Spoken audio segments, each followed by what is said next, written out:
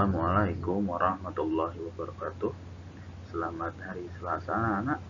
Semangat pagi. Semoga anak-anak tetap diberikan kesehatan di pagi hari ini. Hari ini kita bertemu lagi dalam pembelajaran jarak jauh ya. Belajar dari rumah. Sebelum melaksanakan pembelajaran, marilah kita berdoa terlebih dahulu. Doa pelajaran Abata. Berdoa selesai. Nah anak-anak, hari ini kita akan belajar bersama tentang tema 3, subtema 1, pembelajaran yang kelima.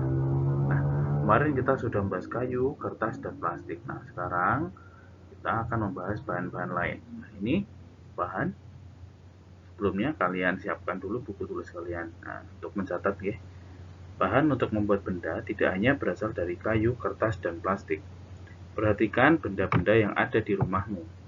Benda yang kamu gunakan sehari-hari. Adakah benda yang bukan berasal dari kayu, kertas, atau plastik? Tuliskan bahan yang digunakan untuk membuat benda-benda tersebut.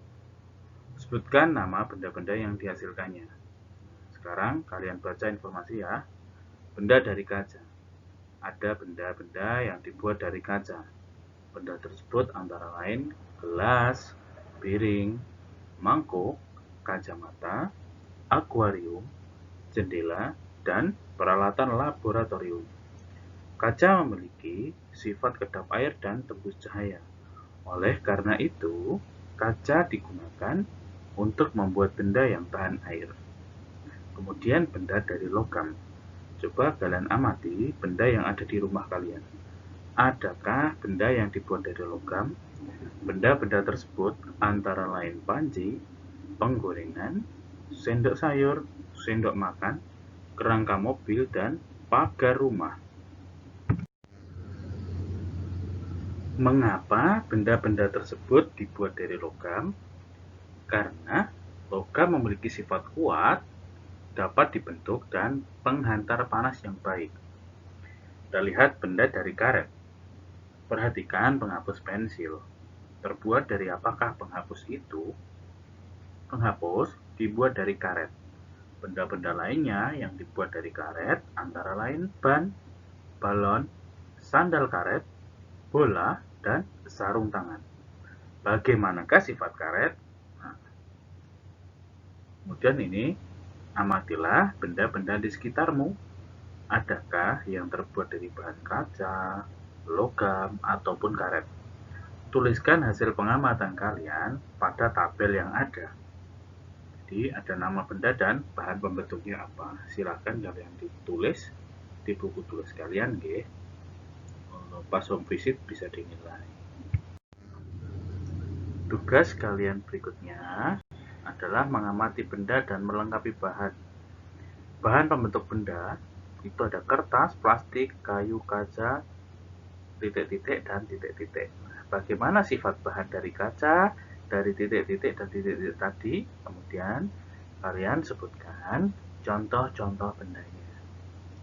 Masing-masing contoh bendanya 3. Sifat bahannya minimal 2. Nah, kita telah belajar bersama tentang aneka bahan pembentuk benda.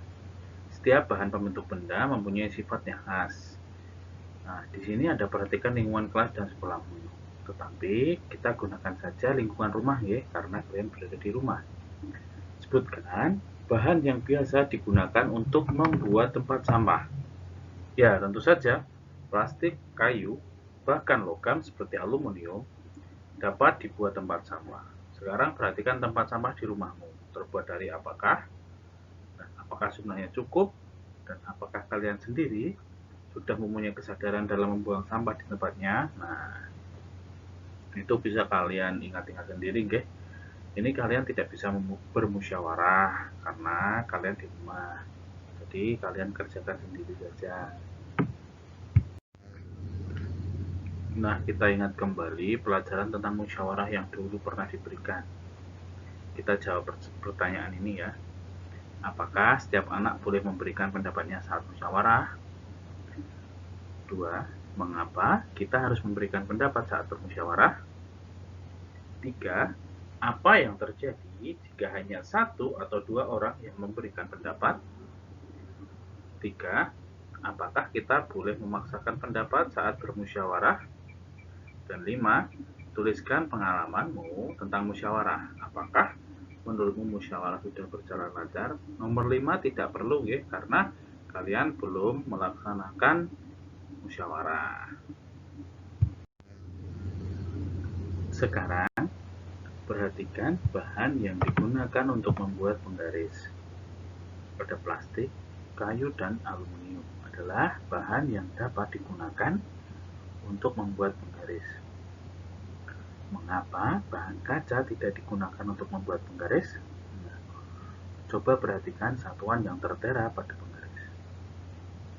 Oh ya, mengapa bahan kaca tidak digunakan untuk membuat penggaris? Karena jawabannya, karena kaca mudah pecah. Nah, mari kita lihat penggaris kalian. Kamu akan melihat lebih dari satu satuan panjang. Ada satuan meter, sentimeter, dan milimeter. Meter, sentimeter, dan milimeter adalah satuan panjang.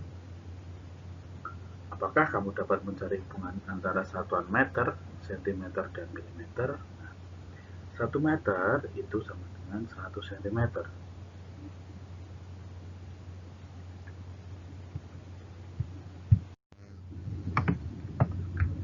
Beni mengukur panjang pita 5 meter 30 cm. Atau dalam kata lain, 5 meter lebih 30 cm. Berapa panjang pita dalam satuan cm? Kita hitung 5 meter tambah 30 cm.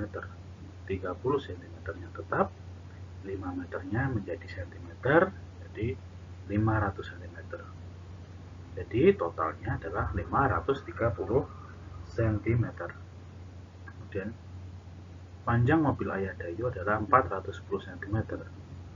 Panjang mobil Ayah Dayu dalam satuan meter adalah 410 cm sama dengan 400 cm ditambah 10 cm sama dengan 4 meter ditambah 10 cm. Jadi panjangnya adalah 4 meter 10 cm. Tugas berikutnya, kalian mengubah sesuai satuan yang diminta.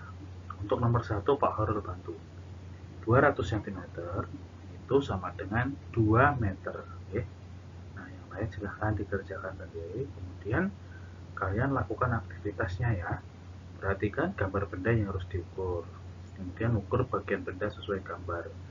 Kalian tulis hasil perkiraanmu dulu, kemudian baru diukur menggunakan alat ukur. Dan tabelnya dilengkapi nggih. Nah, berikut adalah gambar-gambar yang harus kalian ukur nggih. Kalian tebak dulu, kemudian kalian coba ukur. Setelah ini Pak Horul akan memberikan tangga ukuran, di mana nanti akan Pak Horul jelaskan lebih detail tentang ukuran panjang kilometer sampai dengan milimeter. Nah, anak-anak, ini adalah tangga jarak nggih. Jadi satuan yang paling panjang terlebih dahulu yaitu kilometer, kemudian hektometer, dekameter, meter, desimeter, sentimeter, dan milimeter. Setiap turun satu, tangga dikali 10. Setiap naik satu tangga dibagi 10. Jadi, kalau meter ke sentimeter kan turunnya 2, berarti tambah nolnya 2. Kalau meter ke milimeter, nolnya 3. Dan kalau misalnya milimeter itu nolnya 3 ke desimeter, maka dikurangi 2. Begitu seterusnya, nggih. Terima kasih telah ikut belajar bersama pada pagi hari ini. Untuk tugas-tugasnya tetap dikerjakan, nggih. Jangan lupa terapkan protokol kesehatan 3M. Iman, kita harus beriman kepada Allah Subhanahu wa taala dengan menjalankan segala perintahnya dan menjauhi segala larangannya. Kemudian aman ketika memakai masker, aman menjaga jarak, dan kemudian aman ketika kita mencuci tangan setiap waktu. Dan M yang ketiga adalah imun. Kita harus makan makanan yang bergizi dan selalu rajin berolahraga. Terima kasih, sholatnya tetap dijaga, hafalannya juga dijaga. Pak Harun mohon maaf jika ada kata yang kurang jelas, video yang kurang jelas, ada background berisik dan sebagainya. Pak Harun mohon maaf. Billahi taufiq wal hidayah. Wassalamualaikum warahmatullahi wabarakatuh.